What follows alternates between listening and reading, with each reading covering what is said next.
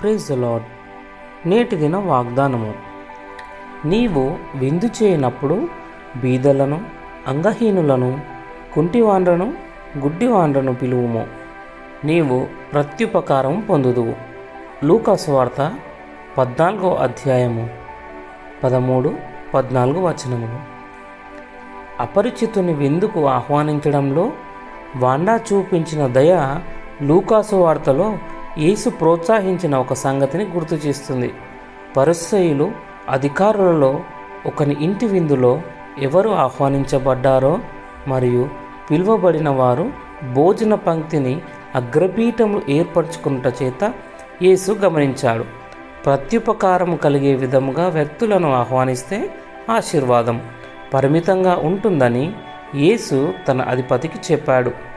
దానికి బదులుగా తనకు తిరిగి ప్రత్యుపకారం చెల్లించలేని వ్యక్తులకు ఆతిథ్యాన్ని ఇవ్వడం మరి గొప్ప ఆశీర్వాదాన్ని తెస్తుందని యేసు తన అతిథికి చెప్పాడు. విందుకు ఆహ్వానించడం వల్ల అనుకోకుండా ఎన్నడూ విడిపోని ఒక మంచి స్నేహం అనే ఆశీర్వాదం లభిస్తుంది.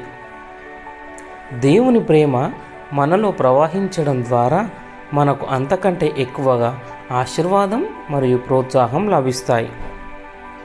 అనుకోని ఆహ్వానం నీకు ప్రోత్సాహాన్ని ఎలా కలిగిస్తుంది? నీవు ఎలాంటి ఆశీర్వాదాలను అనుభవించావు? ప్రార్థన. పరలోక తండ్రి, ఇతరులను ఆశీర్వదించాలనుకునే విధంగా నా ఆహ్వానాలు ప్రతిబింబించటానికి హృదయాన్ని నడిపించండి. యేసయ్య నామంలో ప్రార్థిస్తున్నా తండ్రి. ఆమెన్.